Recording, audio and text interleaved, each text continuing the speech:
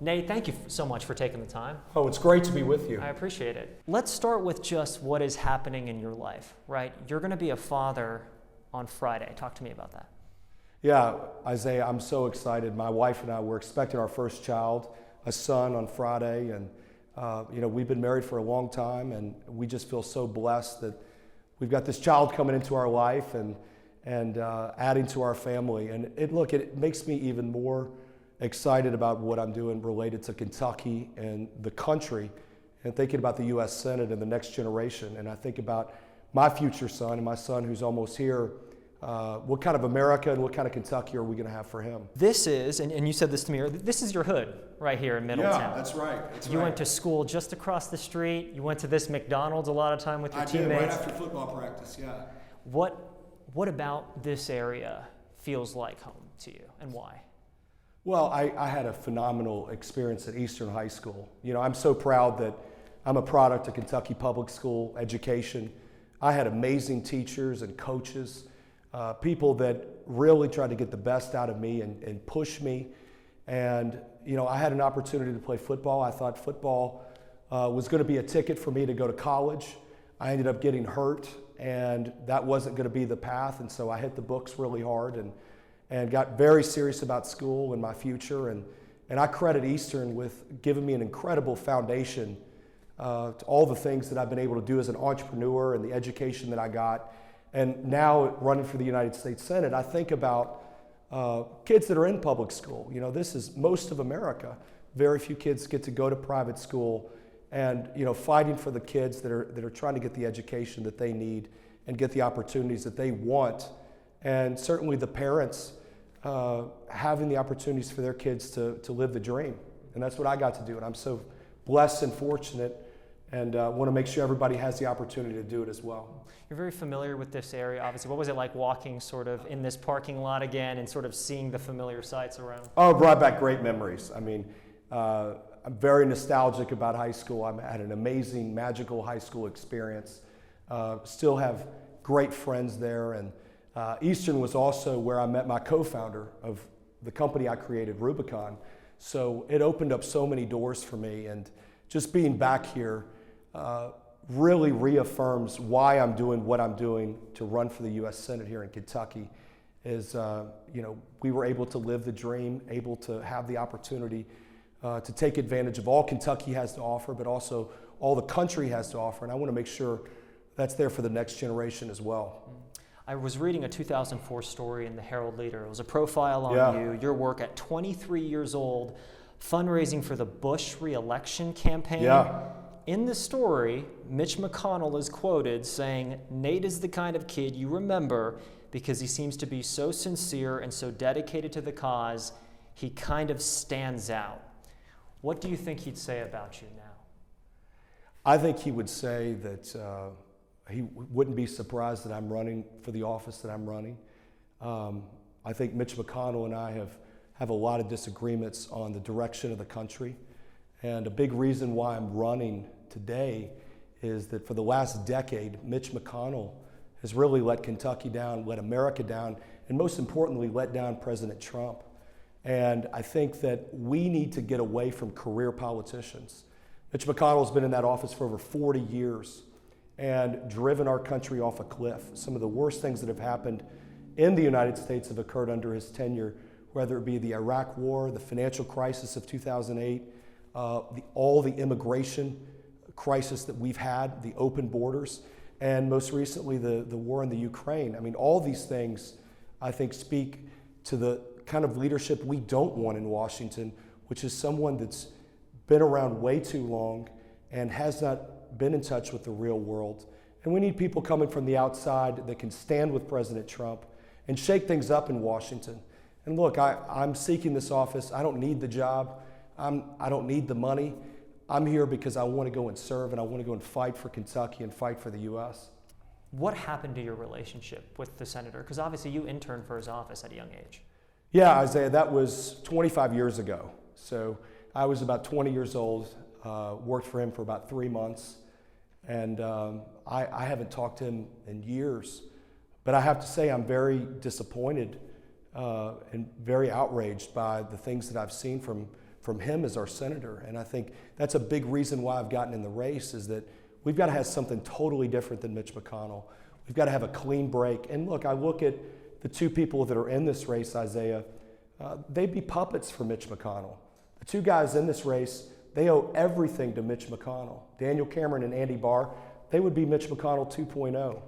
I'm here on my own merit. I'm here because I fought for my own opportunities. I don't owe Mitch McConnell or Washington anything. And both these guys owe their entire career to Mitch McConnell.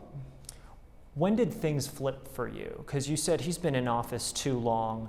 What was the moment or the decision he may have made where you felt it was politically advantageous to say, absolutely not, I'm going to be the one against him? Look, I think it was very clear at the beginning of the year that when he started outwardly sabotaging President Trump's agenda, I said, this is absolutely ridiculous. President Trump has a clear mandate here in Kentucky. He carried Kentucky by 30 points. And the fact that he is going up there and subverting the president's agenda and continuing to sabotage it over and over again, I said, we've had enough.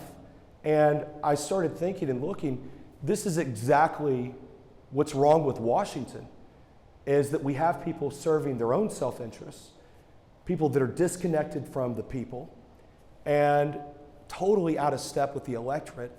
And that's why we need people who are not career politicians and people that are outside the system and don't owe the swamp anything. And that's why I said, look, I've got to get in this race. I don't have a choice. Mm-hmm. You know, you mentioned the electorate. We have seen Mitch McConnell's approval ratings dip quite a bit over the years, but he's still been elected time and time again, and many people are still loyal to him within the Kentucky GOP. Is bashing him a winning strategy here? Look, this isn't about bashing anyone. This is about telling the truth. And this is about showing the kind of leadership that we've had over the last 40 years and why we need something totally different. And I think today, Kentuckians, they stand with President Trump, and they stand in lockstep with him. And I think what's so appalling to me is that we have a leader that's been in Washington as long as he has and is continuing to back up the truck for Ukraine, continuing to handpick his puppets to replace him and create strategies for them so McConnell and his cronies can live on through another candidate. And I just said, look, enough is enough. And we can't have more of the same. We know it hasn't worked, and our country has been put in a very difficult position because of it. Are you worried at all that it might backfire, though? Because we've already seen some sitting and former senators say, hey, we're not a fan of this. Look, I'm going to tell the truth, Isaiah. I'm going to tell the truth. And I think Kentuckians, they see someone telling the truth about Mitch McConnell, and they say, that's exactly right. And I'm the only person that's had the courage to say that and actually stand up within my own party to do that. Because enough is enough. We don't need more career politicians. And I think today, if you look at the people that are leading our country, people like my friend J.D. Vance, people like President Trump, they don't owe anybody anything. They're standing outside the swamp. They're not career politicians. And people want to hear the truth, and they want to hear it like it is. And they've had enough of McConnell, and they want something totally different. And we need a clean break for Kentucky and for our country. I want to mention someone who would be a colleague of yours if you were to win. Senator Rand Paul. I asked him about you the other day. He said his suggestion for people running for office in Kentucky would be to, quote, keep it civil, saying some people would be driven away from what they view as a lack of manners or decorum from your campaign. What do you say to him? Look, I tell the senator that we have to be transparent and we have to engage the people in the dialogue that's related to the issues that are going on in this country. And Kentucky has a clear mandate that they have sent to Washington to stand with President Trump. And if that means contrasting records of senators that are here, like Mitch McConnell, we're going to tell the truth, and we're going to keep telling the truth. And I think that's what the Kentucky voter wants to hear. They don't want more political rhetoric. They don't want more talking points from the people from the swamp. They want to hear the truth, and they want to hear it directly coming from leadership. And the people that are seeking leadership, they want to hear it from their mouth. We're 10 months away from the primary, and you have started to flood the airwaves here in Louisville. Yeah. I've seen it on our air, other channels here in Louisville. Why so early? What's the strategy? Look, I'm not a career politician. I don't have years and years, in the case of Andy Barr, over a decade of career being a politician. So I have to introduce myself to the people of Kentucky. And I want to introduce myself to tell them who I am, what I stand for, and how I'm going to lead as a senator. And I want to do that as early as possible because this is a relationship that I'm establishing with the people of Kentucky, and an introduction. And I hope it's a very, very long relationship, as we go through this campaign and continue to learn more about me and why they should support this campaign. So I'm very proud of our ads. I think they do a great job of kind of showing how we're different and how we're not going to be more of the same. You spent much of your growing up here, yeah. Right? Some would argue, and you might disagree with this, that the core of the Louisville GOP, the people out in the suburbs, they're moderate Republicans. A lot of them are, even if they support President Trump. Who are you trying to appeal to here in Louisville specifically? Look, we have a message for all Kentuckians.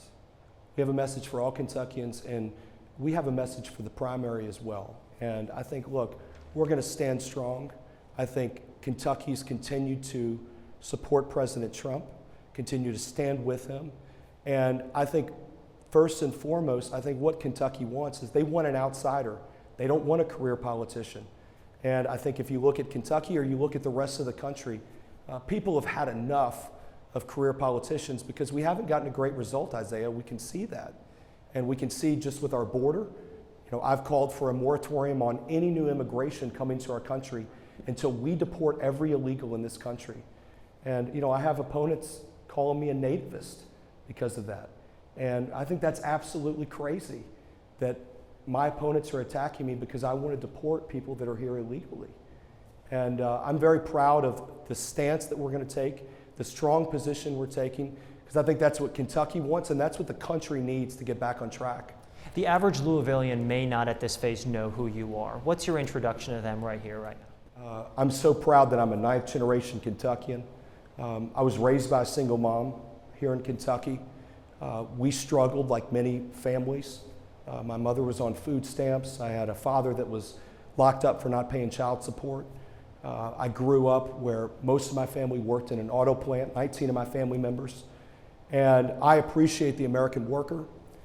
And I have been able to see firsthand the damage that the elites have caused to our country because of shipping jobs overseas, sending them to Mexico or sending them to China. And I want to fight for opportunity for all Kentuckians to live the dream and to get access to the dream that I had access to. And I want to fight for every Kentuckian when I go to Washington. Just a few more topics here. I'm curious, how would you describe the job Matt Bevin did as governor? I don't really have a lot to say. I think, Matt Bevin certainly did some interesting things. Certainly didn't end well in a lot of ways and disappointed some. But look, I did appreciate that he tried to shake things up and tried to provide a different perspective. But look, this race isn't about Matt Bevin or anybody else. I think this race is about replacing Mitch McConnell and making sure that we get an outsider and someone who's not a career politician, and we don't elect a Mitch McConnell puppet to the office. Have you ever met him? How do you feel about Matt Bevin as a human being, as a person? That's a nice guy. Yeah. Yeah. Not a whole lot to add to that. Yeah. Have you asked President Trump for his endorsement? The president and I have had a conversation about the race, and obviously the president is going to make his decision when he wants to do it, and that's solely his decision. And look, we're going to keep running our race every day, fighting for every inch, everything that we can do to advance our campaign and our message throughout Kentucky. And I think the president, as you know, Isaiah, he picks winners, and he tends to pick the winners of the races around our country. So I'm very proud to stand with him. You have a very good relationship with the vice president. You have a very good relationship with Don Trump Jr. Yeah. So I'm sure you want his endorsement, right? I mean, you're gunning for it. I think that's safe to say. Well, I mean, look, it starts by running a great campaign, and it starts by doing what we have to do right here on the ground. And look, our agenda is in lockstep with the president's agenda. We stand with him 100%. And I want to go to Washington to fight alongside the president to make sure that the MAGA agenda gets accomplished in D.C. And I think our campaign's going to reflect that in everything we do. You mentioned a conversation you had with him. When's the last time y'all talked, and what did y'all talk about? I was actually at the White House on Monday, so there was a luncheon there, and it was a great event. It was about faith leaders and how faith and the economy overlap, and it was a really terrific event, so got to see the president.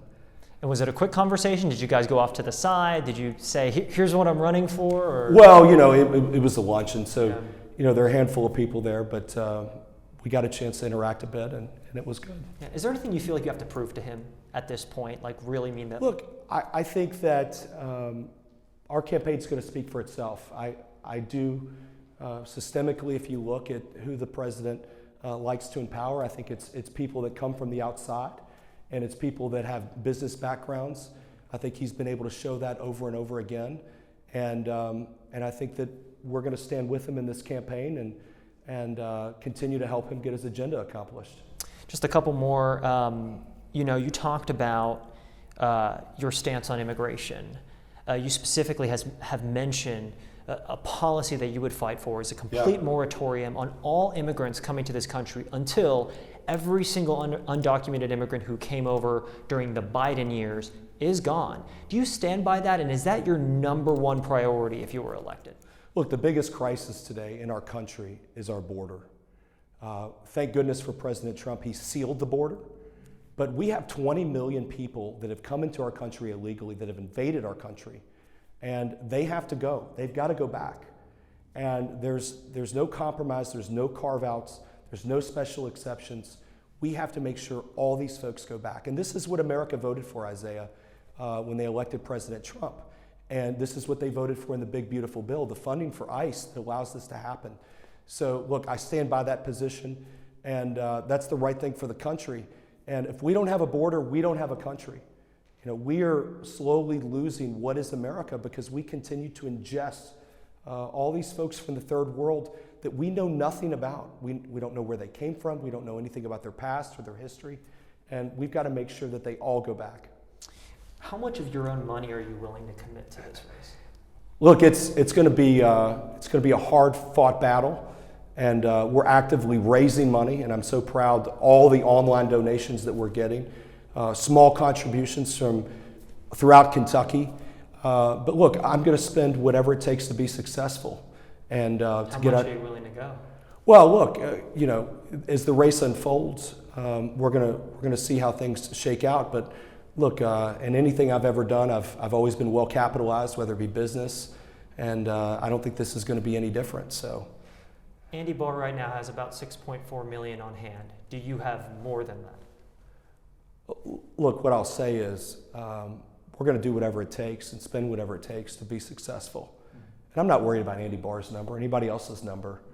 I think our messaging and the way that we're going to the market, I think that's speaking to Kentuckians. We've had so much excitement, from the ads and from our rollout the last 2 weeks with Charlie Kirk being in town and Charlie Kirk endorsing us. And I'm very excited about that. But look, don't worry, we're going to be well-funded and well-capitalized. Gotcha. Lastly here, and I have to bring up, I know that some of your opponents have brought up some of your, not just things that you've supported, but sort of some of your letters that you've sent out as CEO of your former company, Rubicon. In June of 2020, you actually sent a letter to employees talking about the racial justice protests and, quote, past injustices that have plagued the nation for generations. You said this pain, anger must fuel decisive action to light a better path forward. Do you still feel this way 5 years later? Look, I think what happened in 2020 was terrible for our country. It was awful. We had riots, we had crime.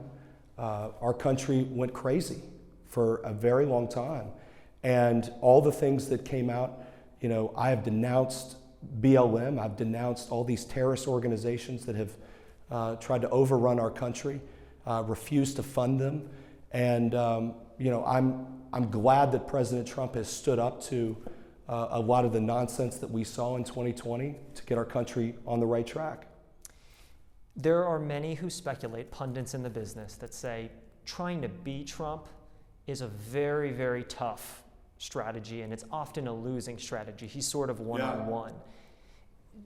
Do you feel that way as well? I mean, trying to be Trump is essentially not the way to go. Look, Isaiah, I'm going to be myself. I'm going to be the person my mother raised, and continue to reflect on those values.